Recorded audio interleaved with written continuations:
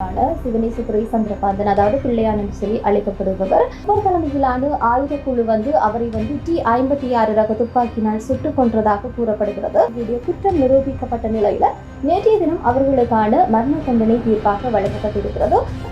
கருணா பிள்ளையான் ஆகிய இருவரும் மீண்டும் இணைந்திருக்கின்றார்கள்.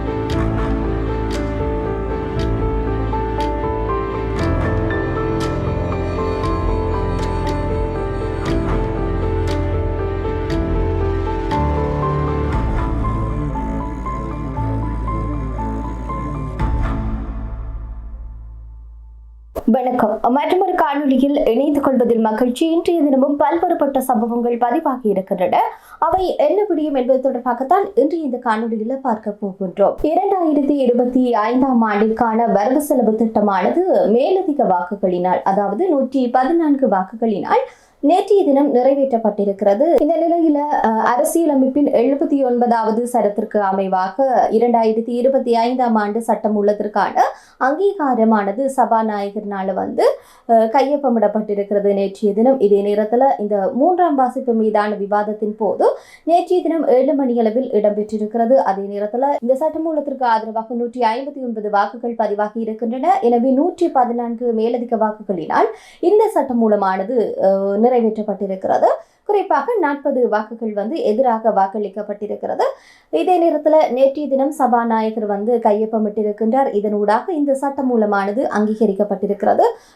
இதே நேரத்தில் பல்வேறுபட்ட விடயங்கள் நேற்றைய தினம் பதிவாகி இருந்தன. நாடாளுமன்றத்திற்குள் அன்றகுமார் திசாநாயக்க உட்பட சில எம்பிக்கள் கருத்துக்களை வெளிப்படுத்தி இருந்தார்கள். அந்த கருத்துக்கள் இந்த சட்ட மூலத்திற்கு ஆதரவாகவும் அமைய பெற்றிருக்கின்றன.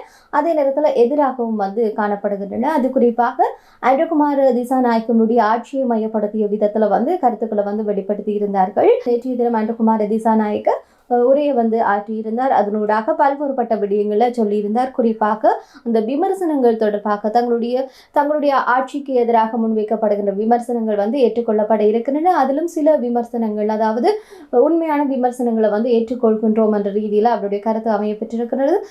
இந்த ஒரு முறைகளையும் மிகவும் அவர் வளமை போன்று மிகவும் நிதானமாகவும் பொறுமையாகவும் புன்சிரிப்போடவும் தன்னுடைய அந்த கருத்தை வெளிப்படுத்தி இருக்கின்றார். எனவே அவருடைய பேச்சுக்கள் எப்போதுமே அந்த நிதானத்தன்மை இருக்கும். அந்த ஒரு வகையில தான் நேற்றைய தினம் உரையாற்றிய போதும் அவ்வாறான ஒரு தன்மையில தான் காணப்பட்டது. ஒரு பக்கம் அனில் அரசாங்கத்திற்கு எதிரான கருத்துக்கள் பதிவு செய்யப்படுகிற அதே நேரத்தில் அவருக்கான ஆதரவான நிலைப்பாடையும் அவதானிக்கக்கூடியதாக இருக்கிறது. அதே நேரத்தில் ஒரு கட்டத்தில் அதாவது மக்களுடைய நம்பிக்கையை பேண வேண்டிய அவசியம் அவருக்கு இருக்கிறது. எனவே அதனூடாக இந்த வரவு செலவு திட்டத்திலாகட்டும் சில விடயங்கள் முன்வைக்கப்பட்டிருக்கின்றன. அதே நேரத்தில் அவருடைய கருத்துக்களும் மக்களுடைய நம்பிக்கையை கட்டியெழுப்புற விதத்துல தான் அமைய பெற்றிருக்கிறது. எவ்வாறு இருப்பினும் இந்த அரசாங்கத்தின் மீதான நம்பிக்கைகள் குறைய தொடங்கியதற்கான சில காரணங்களையும் எடுத்து கூறத்தான் வேண்டும். இதே நேரத்தில் அன்றகுமார் திசாநாயக்க நேற்றைய தினம் எவ்வாறான விடயங்களை சொல்லி இருக்கின்றார். அதிலும் குறிப்பாக இந்த ஓய்வூதியம் தொடர்பில் கருத்துக்களை வெளிப்படுத்தி இருக்கின்றார். அதாவது நாடாளுமன்றத்தினூடாக தனக்கு கிடைக்கப்படுகின்ற சம்பளம் தொடர்பிலையும் அவர் நேற்றைய தினம் சொல்லி இருக்கின்றார். அது தொடர்பிலையும் பார்க்கிற போது 1 மில்லியன் ரூபாய் இந்த காணப்படுகிற நாடாளுமன்ற உறுப்பினர்களுக்கான காப்புறுதி தொகையை 2,50,000 குறைக்கப்படலாம் என்று சொல்லியும் அவர் சொல்லியிருக்கிறார். இதே நேரத்தில் கடந்த காலங்களில் ஜனாதிபதியாக இருந்தவர்களுக்கு நாடாளுமன்ற உறுப்பினர்களுக்கான அந்த ஓய்வூதிய கொடுப்பனவுகள் வழங்கப்பட்டிருக்கிறது. தனக்கு குறித்த நாடாளுமன்ற உறுப்பினர்களுக்கான அந்த ஓய்வூதிய கொடுப்பனவு தனக்கு வேண்டாம் என்ற ரீதியில் அதற்கு ஒரு எழுத்து மூல கடிதத்தையும் தான் கொடுத்திருப்பதாக ஜனாதிபதி அன்றகுமார் திசாநாயக்க சொல்லியிருக்கின்றார். இப்படியாக மக்களுடைய நம்பிக்கையை கட்டியெழுப்புவதற்காக பல விடயங்களை அவர் செய்து கொண்டிருக்கின்றார். ஆனாலும் அன்றகுமார் திசாநாயக்க கிட்டத்தட்ட 6 மாதங்கள் கடந்திருக்கின்றன. அன்றகுமார் ஆட்சி அமைத்து 6 மாதங்கள் கடந்திருக்கின்றன. மின்சார கட்டணத்தில் பார்க்கிற போது இந்த 3இல் 1 பங்கு குறைப்பதற்கான வாக்குறுதி அவருடைய தேர்தல் காலங்களில் இடம்பெற்றிருந்தது. ஆனாலும் 40% மின்சார கட்டண உயர்வு தான் ஏற்பட்டிருக்கிறது. இதனை மாற்ற முடியாது என்கிற ரீதியில தான் அரசாங்கமும் தற்போது செயல்பட்டு கொண்டிருக்கிறது. மேலும் இந்த சுகாதாரம், உணவு, பாடசாலைகளுக்கான வரிகளாகட்டும் போன்ற பல்வேறுபட்ட செயற்றிட்டங்கள் இன்றும் நீடித்துக் கொண்டுதான் இருக்கின்றன.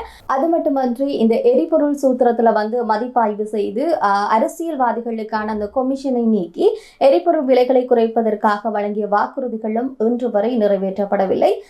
மேலும் இந்த காற்றாலை மின் உற்பத்தி திட்டத்தின் கீழாக வந்து இந்த அத்தானி முதலீடு தொடர்பான ஒரு வழங்கிய வாக்குறுதியும் தற்போது அந்த ஒரு விவகாரமும் இழுபறியில தான் காணப்படுகிறது. இதே நேரத்தில் இந்த ஏற்றுமதி பொருளாதாரம் என்கின்ற வாக்குறுதிகளுக்கு இடையில வந்து அத்தியாவசிய பொருட்களினுடைய உள்ளூர் சந்தை விலைகளை கூட சீராக பேண முடியாத ஒரு தன்மையில தான் தற்போதைய அரசாங்கம் வந்து காணப்படுகிறது.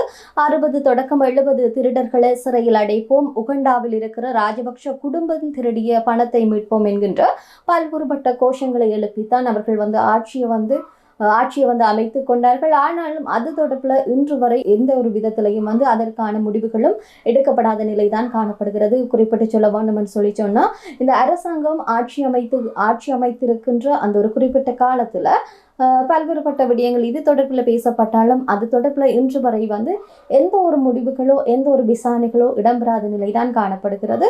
அது அப்படியே கிடப்பிலே போட்டுவிட்ட ஒரு விடயமாக மாறியிருக்கின்றது.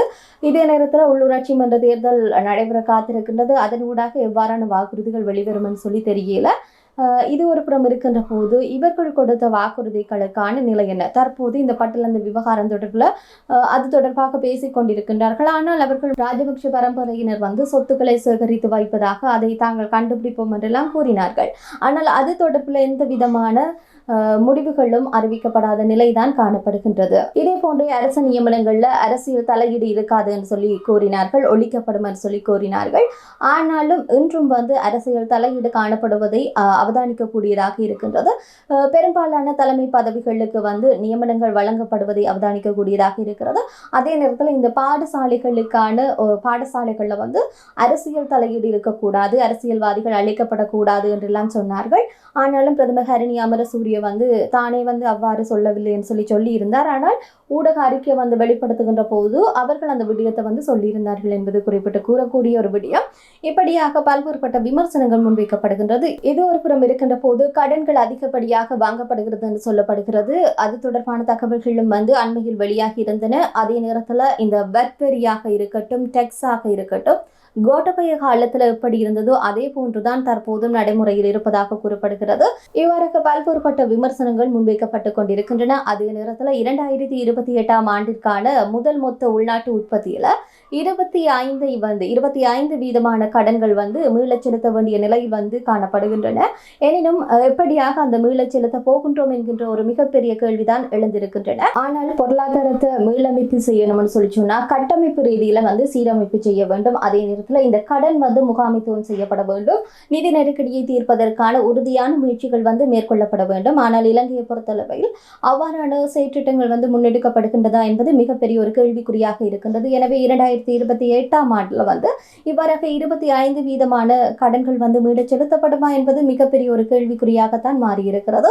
எனவே இந்த ஒரு வகையில தான் அனுர அரசாங்கத்திற்கு எதிரான பல விமர்சனங்கள் வந்து எழுந்திருக்கின்றன. இதே நேரத்தில் பல விடயங்கள் நேற்று நாடாளுமன்றத்தில் பேசப்பட்டது. அதிலும் குறிப்பிட்டு சொல்லக்கூடிய சில விடயங்கள் தொடர்பாக பார்க்கிற போது இந்த பட்டலந்த வதை முகாம் தொடர்பில் வந்து விசாரணைகளை நடத்துவதை போன்று யாழ் நூலகம் எரிக்கப்பட்டமை தொடர்பிலையும் வந்து விசாரணைகள் குழுவை வந்து அமைத்து விசாரணைகளை வந்து முன்னெடுக்க வேண்டும் என்று சொல்லி ஜேபிபியினுடைய பாராளுமன்ற உறுப்பினராக இருக்கக்கூடிய இளங்குமரன் வந்து நேற்றைய தினம் நாடாளுமன்றத்தில் வந்து தெரிவித்திருக்கின்றார். அதே நேரத்தில் அவர் இன்னும் ஒரு விடயத்தை சொல்கின்றார். இந்த கல்வி அமைச்சராக இருந்த ரணில் விக்ரமசிங்க அன்றைய ஒரு காலகட்டத்தில் இந்த யாழ்ப்பாண நூலகம் எரிக்கப்படுகின்ற சூழ்நிலையில யாழ்ப்பாணத்தில் இருந்ததாக சொல்லப்படுகிறது. எனவே வந்து இதற்கான ஒரு குழுவை அமைத்து நீதியான ஒரு விசாரணை பெற்றுக் கொடுக்கப்பட வேண்டும். பாதிக்கப்பட்ட மக்களுக்கு, அதாவது தமிழராகட்டும் சிங்களவர்களாகட்டும், அவர்களுக்கான நீதியை வந்து பெற்றுக் கொடுக்க வேண்டும் என்று சொல்லி நேற்றைய தினம் நாடாளுமன்றத்தில் இளங்குமரன் வந்து சொல்லியிருக்கின்றார். அரசாங்கத்திற்கு எதிரான விமர்சனங்களும் நேற்றைய தினம் பாராளுமன்றத்தில் முன்வைக்கப்பட்டிருந்தது. அதன் அடிப்படையில் இந்த மத்திய வங்கியினுடைய பிணைமுறை விசாரணை தொடர்பில் அறிக்கையை வந்து பாராளுமன்றத்திற்கு சமர்ப்பித்து திருடர்களுக்கு தண்டனை பெற்றுக் கொடுப்பதாக தெரிவித்த அரசாங்கம் வந்து தற்போது அதனை மறைப்பதற்காக இந்த பட்டலந்த அறிக்கையை வந்து பயன்படுத்தி இருக்கிறது, சமர்ப்பித்திருக்கிறதுன்னு சொல்லி ஐக்கிய மக்கள் சக்தியினுடைய நாடாளுமன்ற உறுப்பினராக இருக்கக்கூடிய முஜிபுர் ரஹ்மான் வந்து தெரிவித்திருக்கின்றார். நேற்றைய தினம் நாடாளுமன்றத்தில் அவர் வந்து பல்வேறுபட்ட விடயங்களை சொல்லி இருக்கின்றார். அதாவது இந்த அரசாங்கம் வந்து அண்மை காலமாக எதிர்க்கட்சிகளின் ஒரு சில பட்டியல்களை வெளியிட்டு வந்தது, அதனை நாங்கள் வரவேற்கின்றோம்.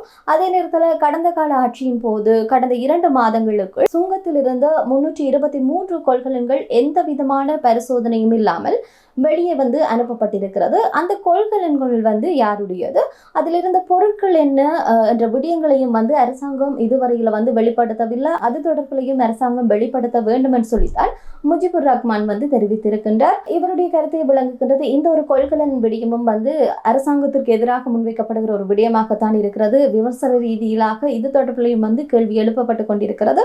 இதே நேரத்தில் தான் நேற்றைய தினம் முஜிபுர் ரஹ்மான் இந்த கேள்வியை கேட்டிருக்கின்றார். இதே நேரத்தில் ரணில் விக்ரமசிங்க கூறிய கருத்து அண்மையில் ஒரு பேசுபொருளாக மாறி இருந்தது. அதாவது அல் ஜசீரா ஊடகத்திற்கு அவர் கொடுத்த நேர்காணல் இந்த பட்டலந்த விவகாரத்தை நீண்ட வருடங்களுக்கு பிறகு மீண்டும் அந்த ஒரு பிரச்சனை தொடர்பில் பேசப்பட ஆரம்பித்திருந்தது.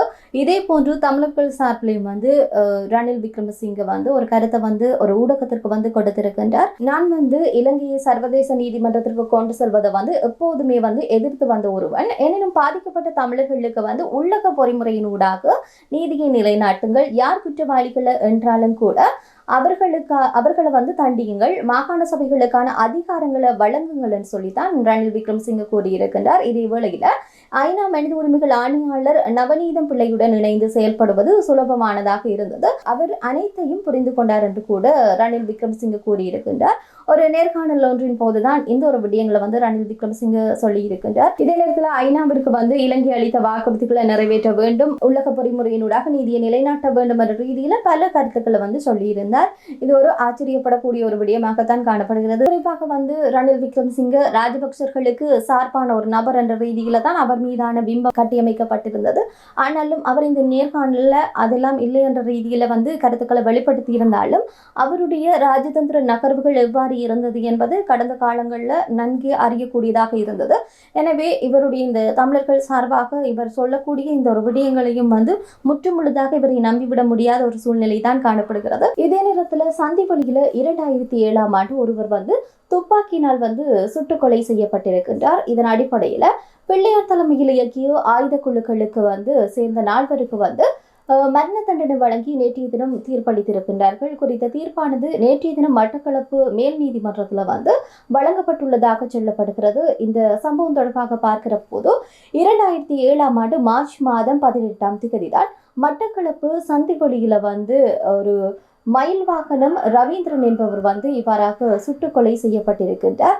இதன் அடிப்படையில் அந்த பகுதியில் இயங்கிய முன்னாள் ராஜாங்க அமைச்சரான சிவனேசதுரை சந்திரகாந்தன், அதாவது பிள்ளையான் என்று சொல்லி அழைக்கப்படுபவர், தலைமையிலான ஆயுத குழு அவரை T56 ரக துப்பாக்கினால் சுட்டுக் கொன்றதாக கூறப்படுகிறது.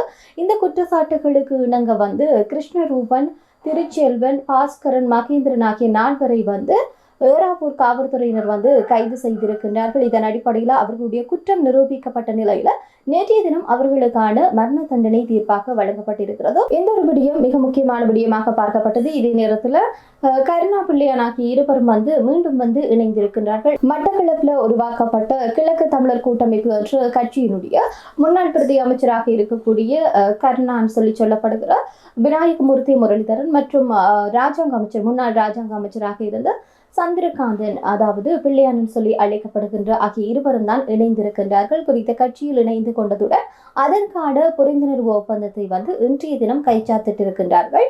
நாடாளுமன்ற தேர்தலுடைய பின்னடைவை தொடர்ந்து இந்த 2 நபர்களும் இந்த உள்ளூராட்சி மன்ற தேர்தலை இலக்கு வைத்து மீண்டும் கிழக்கு தமிழர் கூட்டமைப்பு என்ற துணைப்பொருளை கட்சியை ஆரம்பித்திருக்கின்றார்கள். இதனையடுத்து எதிர்வரும் உள்ளூராட்சி மன்ற தேர்தலில் மக்கள் விடுதலை புலிகள் கட்சியினர் படகு சின்னத்தில் போட்டியிட இருப்பதாக கூறியிருக்கின்றார்கள். இந்த ஒரு நிலையில உள்ளூராட்சி மன்ற தேர்தலில் இணைந்து போட்டியிட காத்திருக்கின்றார்கள். இந்த நிலையில கிழக்கு தமிழர் கூட்டமைப்புடன் கருணா தலைமையிலான தமிழர் ஐக்கிய சுதந்திர முன்னணி கட்சிக்கும் இடையிலான ஒரு புரிந்துணர்வு ஒப்பந்தம் தான் இவ்வாறாக இன்றைய தினம் கைச்சாத்திடப்பட்டிருக்கிறது. இதுவும் ஒரு முக்கியமான விடயமாக பார்க்கப்பட்டது. இவ்வாறாக பல்வேறுபட்ட விடயங்கள் இன்றைய நாளில் இடம்பெற்றிருக்கின்றன. மற்றும் ஒரு காணொளியில் சந்திப்போம். நன்றி.